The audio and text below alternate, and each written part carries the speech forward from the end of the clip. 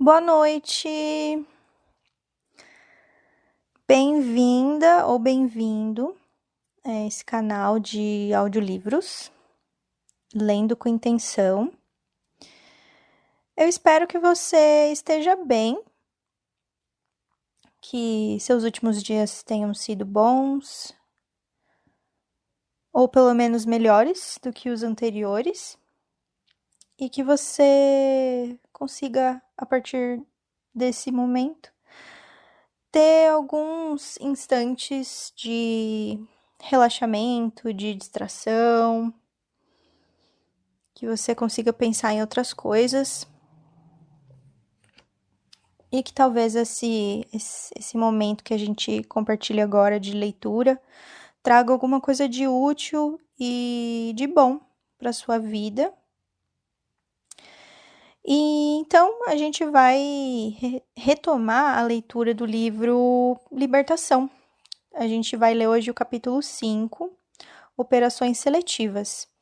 E esse livro, ele é do Chico Xavier, ditado pelo espírito André Luiz, e é o 6º livro da coleção A Vida no Mundo Espiritual.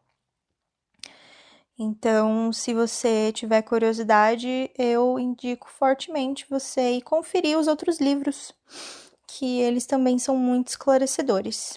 Beleza? Bom, então, bora lá. Capítulo 5.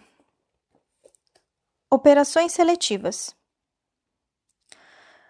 Transcorridas longas horas em compartimento escuro, aproveitadas as meditações e preces, sem entendimentos verbais, fomos conduzidos na noite imediata a um edifício de grandes e curiosas proporções. O esquisito palácio guardava a forma de enorme hexágono, alongando-se para cima em torres pardescentes, e reunia muitos salões consagrados e estranhos serviços. Iluminado externa e interiormente pela claridade de volumosos tocheiros, apresentava o aspecto desagradável de uma casa incendiada. Sob a custódia de 4 guardas da residência de Gregório, que nos comunicaram a necessidade de exame antes de qualquer contato direto com o aludido sacerdote, penetramos o recinto de largas dimensões, no qual se congregavam algumas dezenas de entidades em deploráveis condições. Moços e velhos, homens e mulheres, aí se misturavam em relativo silêncio. Alguns gemiam e choravam. Reparei que a multidão se constituía em sua quase totalidade de almas doentes. Muitos padeciam desequilíbrios mentais visíveis. Observei-lhes, impressionado, o aspecto enfermiço. O perispírito de todos os que aí se enclausuravam, pacientes espectadores, mostrava a mesma opacidade do corpo físico, os estigmas da velhice, da moléstia e do desencanto, que perseguem a experiência humana, ali triunfavam perfeitos. O medo controlava os mais desesperados, porque o silêncio caía, abafante, apesar da inquietação que transparecia de todos os rostos. Alguns servidores da casa, em trajes característicos, separavam por grupos vários as pessoas desencarnadas que entrariam, naquele momento, em seleção para julgamento oportuno. Discretamente, o instrutor elucidou-nos. Presenciamos uma cerimônia semanal dos juízes implacáveis que vivem sediados aqui. A operação seletiva realiza-se com base nas irradiações de cada um. Os guardas que vemos em trabalho de escolha, compondo grupos diversos, são técnicos especializados na identificação de males numerosos, por meio das cores que caracterizam o halo dos espíritos ignorantes, perversos e desequilibrados. A divisão para facilitar o serviço judiciário é, por isso mesmo, das mais completas. A essa altura, o pessoal de Gregório nos dera tréguas, afastando-se de nós, de algum modo, não obstante, vigiar-nos das galerias repletas de gente. Respeitado o nosso trio pelos selecionadores, que não nos alteraram a união, situávamos-nos agora no campo das vítimas. Atento à explicação ouvida, indaguei curioso. Todas essas entidades vieram constrangidas conforme sucedeu conosco? Há espíritos satânicos, recordando as oleografias religiosas da crosta, disputando as almas no leito de morte? O orientador obtemperou, muito calmo. Sim, André. Cada mente vive na companhia que elege. Semelhante princípio prevalece para quem respira no corpo denso ou fora dele. É imperioso reconhecer, porém, que a maioria das almas asiladas neste sítio veio ter aqui obedecendo às forças de atração, incapazes de perceber a presença dos benfeitores espirituais que militam entre os homens encarnados em tarefas de renunciação e benevolência, em vista do baixo teor vibratório em que se precipita por meio de delitos reiterados, da ociosidade impenitente ou da deliberada cristalização no erro. Não encontraram senão o manto de sombras em que se envolveram e, desvairadas, sozinhas, procuraram as criaturas desencarnadas que com elas se afinam, agregando-se naturalmente a este imenso cortiço, com toda a bagagem de paixões destruidoras que lhes marcam a estrada. Aportando aqui, sofrem, porém, a vigilância de inteligências poderosas e endurecidas, que imperam ditatorialmente nestas regiões, onde os frutos amargos da maldade e da indiferença enchem o celeiro nos corações desprevenidos e maliciosos. Oh! Exclamei em voz sussurrante. Por que motivo confere o Senhor atribuições de julgadores a espíritos despóticos? Por que estará a justiça nesta cidade estranha em mãos de príncipes diabólicos? Gúbio estampou na fisionomia significativa expressão e ajuntou. Quem se atreveria a nomear um anjo de amor para exercer o papel de carrasco? Ademais, como acontece na crosta planetária, cada posição, além da morte, é ocupada por aquele que a deseja e procura. Vagueei o olhar em derredor e confrangeu-se-me toda a alma. Na comunidade das vítimas, arrebanhadas aos magotes como se fossem animais raros para uma festa, predominavam a humildade e a aflição, mas, entre as sentinelas que nos rodeavam, a peçonha da ironia transbordava. Palavrões eram desferidos desrespeitosamente a esmo. À frente de vasta tribuna vazia e sob as galerias laterais, abarrotadas de povo, compacta multidão se amontoava irreverente. Alguns minutos decorreram, desagradáveis e pesados, quando absorvente vozerio se fez ouvido. Os magistrados, lugar para os sacerdotes da justiça.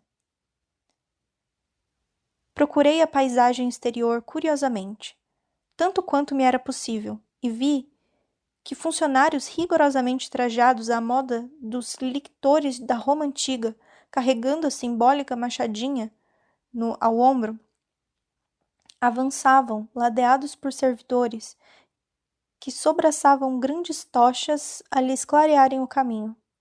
Penetraram o átrio em passos rítmicos e, depois deles, 7 andores sustentados por dignatários diversos daquela corte brutalizada traziam os juízes, esquisitamente ataviados. Que solenidade religiosa era aquela? As poltronas suspensas eram, em tudo, idênticas à assédia gestatória das cerimônias papalinas. Varando agora o recinto, os lictores passaram o instrumento simbólico às mãos e alinharam-se corretos perante a tribuna espaçosa, sobre a qual resplandecia alarmante facho de luz. Os julgadores, por sua vez, desceram, pomposos, dos tronos içados e tomaram assento numa espécie de nicho, a salientar-se de cima. inspirando silêncio e temor, porque a turba inconscientemente em redor calou-se de súbito. Tambores variados rufaram, como se estivéssemos numa parada militar em grande estilo, e uma composição musical semi-selvagem acompanhou-lhes o ritmo, torturando-nos a sensibilidade.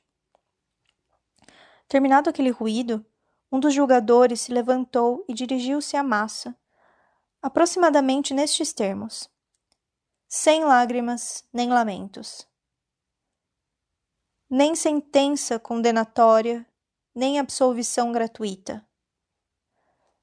Esta casa não pune nem recompensa. A morte é caminho para a justiça. Escusado qualquer recurso à compaixão entre criminosos. Não somos distribuidores de sofrimento, e sim mordomos do governo do mundo. Nossa função é a de selecionar delinquentes, a fim de que as penas lavradas pela vontade de cada um sejam devidamente aplicadas em lugar e tempos justos. Quem abriu a boca para vilipendiar e ferir, prepare-se para receber de retorno as forças tremendas que desencadeou por meio de palavra envenenada. Quem abrigou a calúnia suportará os gênios infelizes aos quais confiou os ouvidos. Quem desviou a visão para o ódio e para a desordem, descubra novas energias para contemplar os resultados do desequilíbrio a que se consagrou espontaneamente. Quem utilizou as mãos em sementeiras de malícia, discórdia, inveja, ciúme e perturbação deliberada, organize resistência para a colheita de espinhos. Quem centralizou os sentidos no abuso de faculdades sagradas, espere, doravante, necessidades enlouquecedoras, porque as paixões envilecentes, mantidas pela alma no corpo físico, explodem aqui, dolorosas e arrasadoras. A represa por longo tempo guarda micróbios e monstros, segregados à distância do curso tranquilo das águas. Todavia, chega um momento em que a tempestade ou a decadência surpreendem a obra vigorosa de alvenaria, e as formas repelentes, libertadas, se espalham e crescem em toda a extensão da corrente. Seguidores do vício e do crime, tremei. Condenados por vós mesmos, conservais a mente prisioneira das mais baixas forças da vida, à maneira do batráquio encarcerado no visco do pântano, ao qual se habituou no transcurso dos séculos.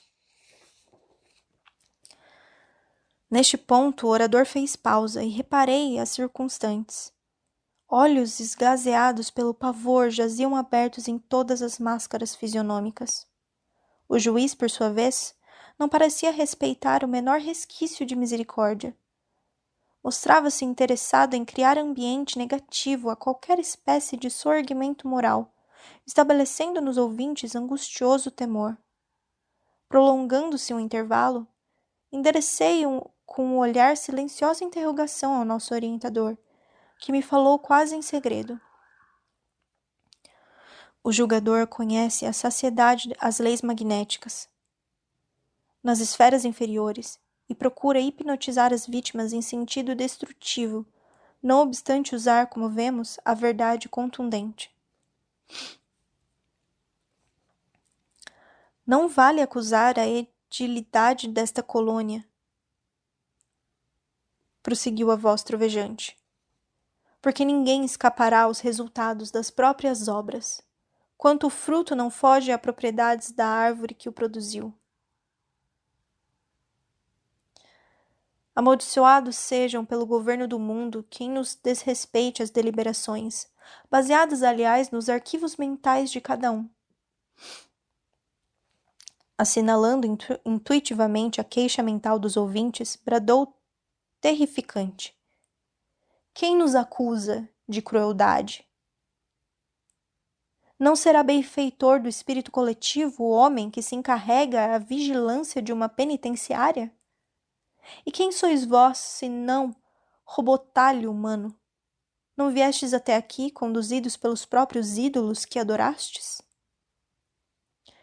Nesse momento, convulsivo choro invadiu a muitos. Gritos atormentados, rogativas de compaixão se fizeram ouvir. Muitos se prosternaram de joelhos. Imensa dor generalizara-se. Gúbio trazia a destra sobre o peito, como se contivesse o coração, mas, vendo por minha vez aquele grande grupo de espíritos rebelados e humilhados, orgulhosos e vencidos, lastimando amargamente as oportunidades perdidas, recordei meus velhos caminhos de ilusão e, por que não dizer, ajoelhei-me também, compungido, implorando piedade em silêncio. Exasperado, o julgador bradou colérico: perdão? Quando desculpaste sinceramente os companheiros da estrada? Onde está o juiz reto que possa exercer impune a misericórdia? E, incindindo toda a força magnética que lhe era peculiar por intermédio das mãos, sobre uma pobre mulher que o fixava estarrecida, ordenou-lhe com voz soturna: venha! Venha!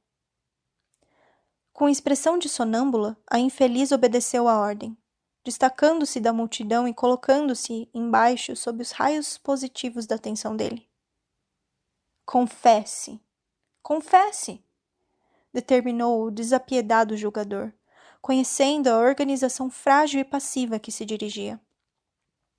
A desventurada senhora bateu no peito, dando-nos a impressão de que rezava confiteor, e gritou lacrimosa: perdoai-me, perdoai-me, ó Deus meu! E como se estivesse sob a ação de droga misteriosa que a obrigasse a desnudar o íntimo diante de nós, falou em voz alta e pausada: matei 4 filhinhos inocentes e tenros, e combinei o assassínio de meu intolerável esposo. O crime, porém, é um monstro vivo. Perseguiu-me, enquanto me demorei no corpo. Tentei fugir-lhe com todos os recursos em vão. E por mais buscasse afogar o infortúnio em bebidas de prazer, mais me chafurdei no charco de mim mesma. De repente, parecendo sofrer a interferência de lembranças menos dignas, clamou: quero vinho, vinho, prazer. Em vigorosa demonstração de poder, afirmou o triunfante magistrado: como libertar semelhante fera humana ao preço de rogativas e lágrimas? Em seguida, fixando sobre elas irradiações que lhe emanavam do temível olhar, asseverou peremptório: a sentença foi lavrada por si mesma. Não passa de uma loba, de uma loba, de uma loba. À medida que repetia a afirmação, qual se procurasse persuadi-la a sentir-se na condição do irracional mencionado, notei que a mulher, profundamente influenciável, modificava a expressão fisionômica.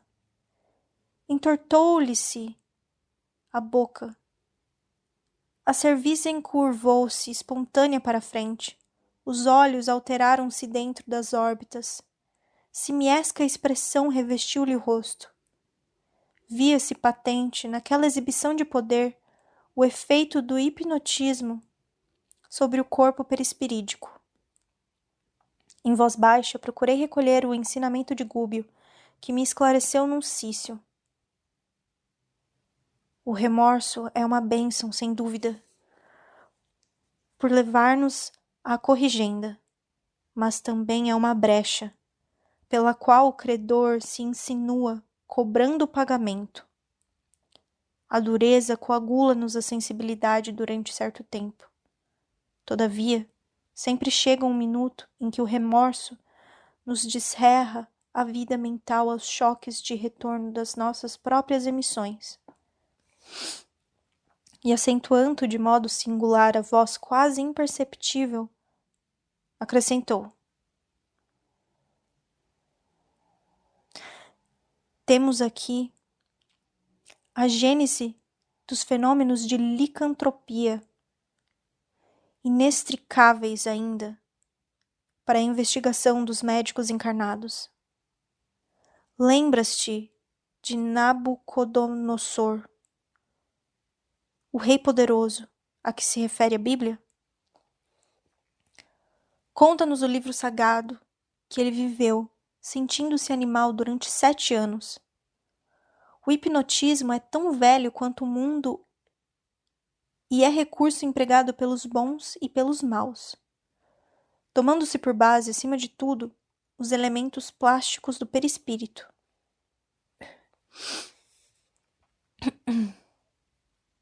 Notando, porém, que a mulher infeliz prosseguia guardando estranhos caracteres no semblante, perguntei: esta irmã infortunada permanecerá doravante em tal aviltamento de forma? Fim da longa pausa, o instrutor informou com tristeza. Ela não passaria por esta humilhação se não a merecesse. Além disso, se adaptou às energias positivas do juiz cruel, em cujas mãos veio a cair, pode também esforçar-se intimamente, renovar a vida mental para o bem supremo e afeiçoar-se à influenciação de benfeitores que nunca escasseiam na senda redentora.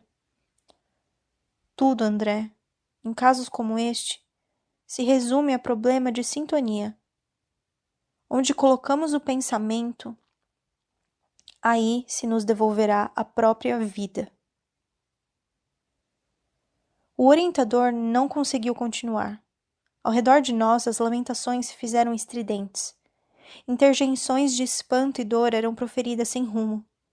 O magistrado, que detinha a palavra, determinou o silêncio e exprobou, asperamente, a atitude dos queixosos. Logo após, notificou que os espíritos seletores se materializariam em breves minutos e que os interessados poderiam solicitar deles as explicações que desejassem.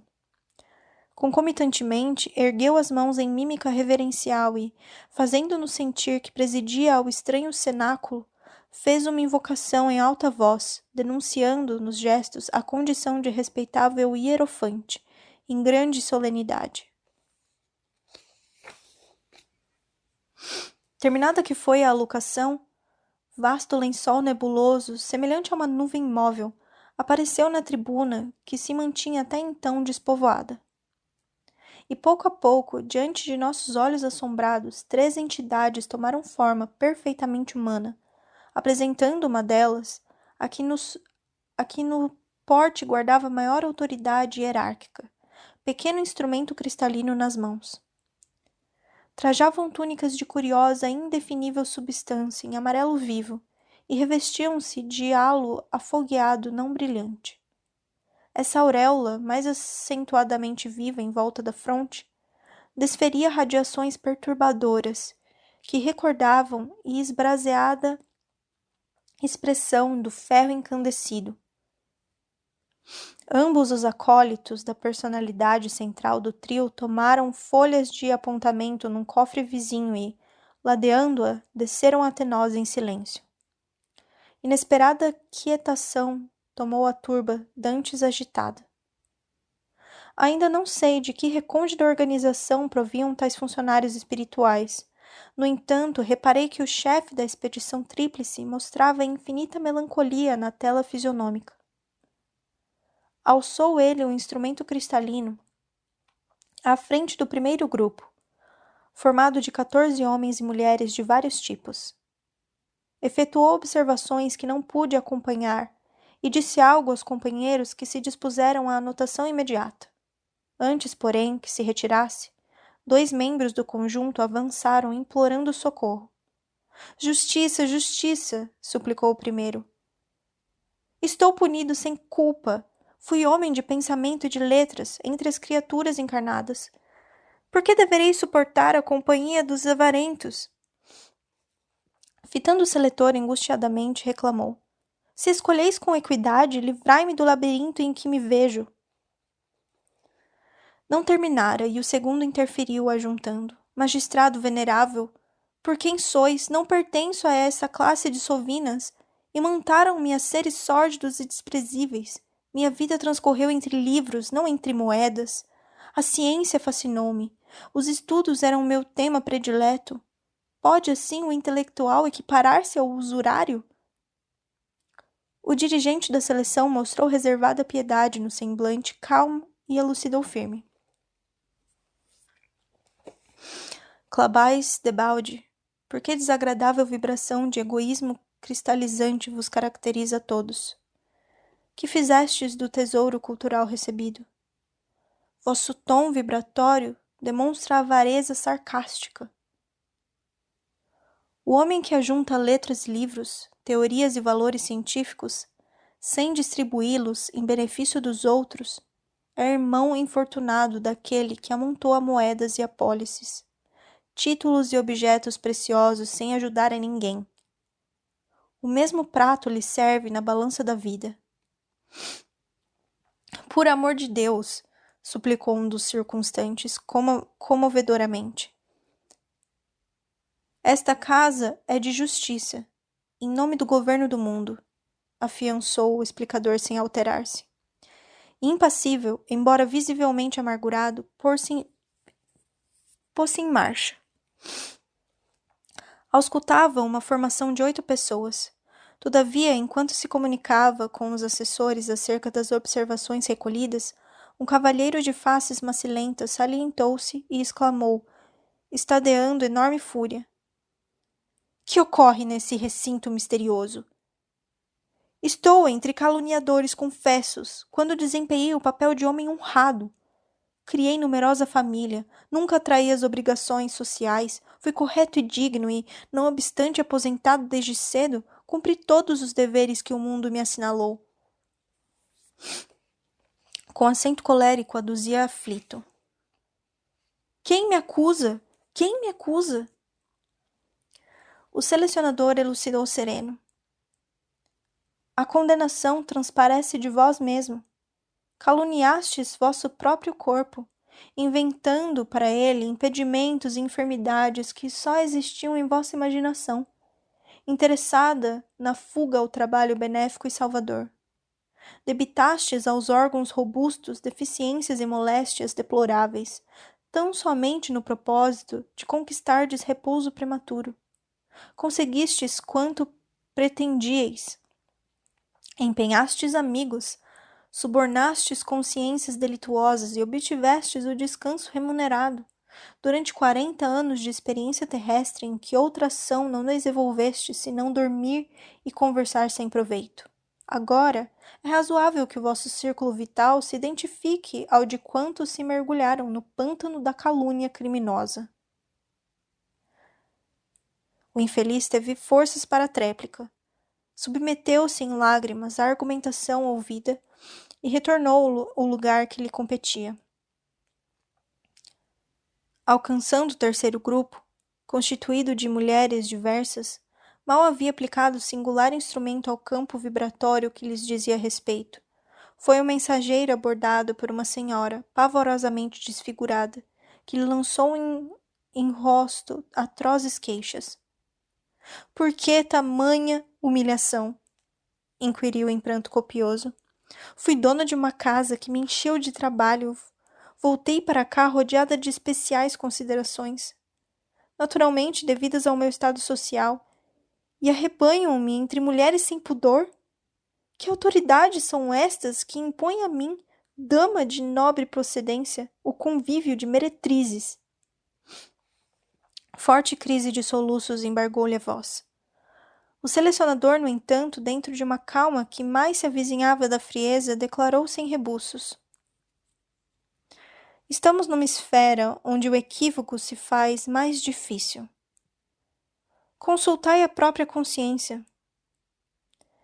Teríeis sido realmente a padroeira de um lar respeitável, como julgais?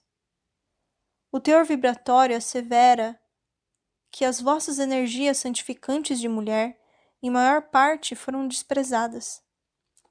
Vossos arquivos mentais se reportam a desregramentos emotivos em cuja extinção gastareis um longo tempo. Ao que parece, o altar doméstico não foi bem o vosso lugar. A senhora gritou, gesticulou, protestou, mas os selecionadores prosseguiram na tarefa que se impunham. Ao nosso lado, aplicou um instrumento, em que se salientavam pequeninos espelhos, e falou para os auxiliares, definindo-nos a posição. Entidades neutras. Fixou-nos com penetrante fulguração de olhar, como se nos surpreendesse, mudo, as intenções mais profundas. E passou adiante. Instado por mim, Gúbio esclareceu. Não fomos acusados. Ser-nos-á possível o engajamento no serviço desejado. Que aparelho vem a ser esse? Indagou Eloy, antecipando minha curiosidade. O orientador não se fez rogado e elucidou. Trata-se de um captador de ondas mentais.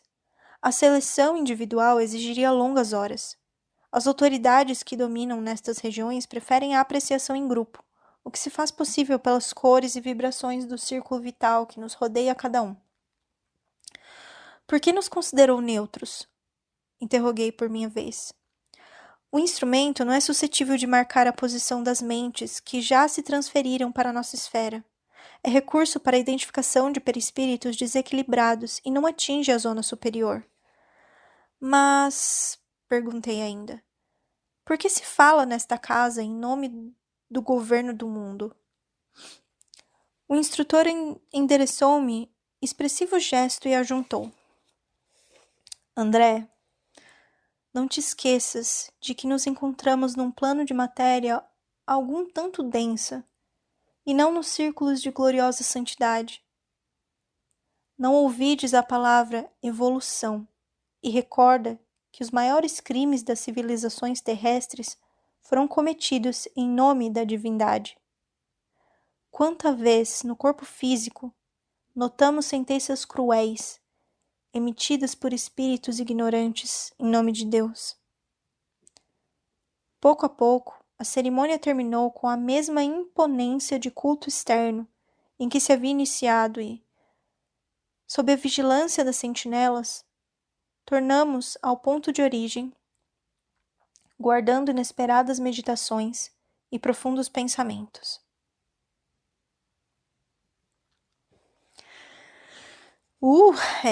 Esse foi o capítulo 5. Muita coisa para pensar sobre isso, hein? Bem interessante esse capítulo.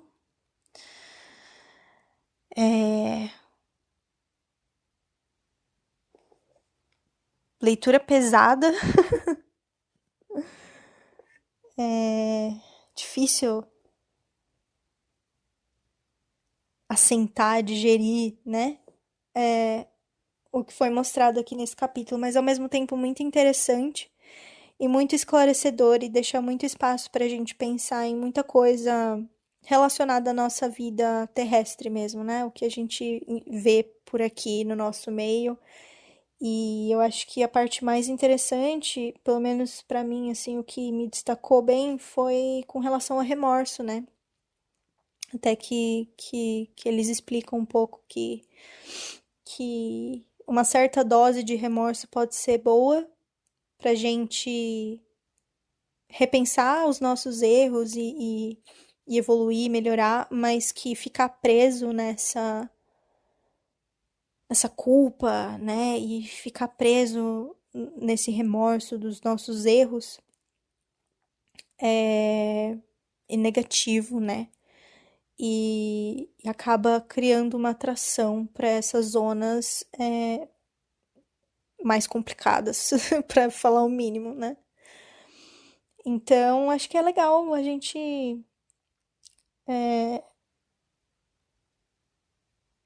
prestar mais atenção, né? No como a gente se sente no dia a dia, nas coisas que acontecem na nossa vida. Às vezes a gente acaba vivendo tudo tão no automático, né? E nem presta atenção no que passa na nossa cabeça, né? O que a gente pensa todos os dias. E acho que é isso, né? Fica um chamado aí pra gente tentar ver se tem algum remorso preso na gente, se a gente tem alguma culpa, se a gente tá arrastando, né? Alguma culpa de alguma situação que aconteceu. E caso sim, né? Pra gente tentar se perdoar mesmo e tentar encontrar, né? Bom, isso aconteceu, cometi um erro, como eu posso me redimir, o que eu posso fazer pra para melhorar, além de não cometer mais esse erro, né? E realmente se perdoar. Ufa, é isso. E, bom, essa foi o que ficou, o que ressaltou pra mim, né? Mas se outra coisa, outro ponto da leitura ficou ressaltado para você e te trouxe algum pensamento, alguma reflexão, eu vou ficar bem feliz de ler nos comentários e talvez possa até me ajudar a refletir outras coisas também, né? Porque duas cabeças pensam melhor do que uma. Então, se você quiser compartilhar, vai ser bem legal. E se você curtiu, por favor, deixa o joia aí no embaixo do vídeo. E se inscreve no canal para receber os próximos capítulos, né? Se você quiser continuar acompanhando essa leitura, que tá bem interessante. Então é isso, obrigada por ter compartilhado esse momento comigo até agora, até o final do capítulo e com esses pensamentos. E espero te ver na próxima. Um grande abraço. Tchau, tchau.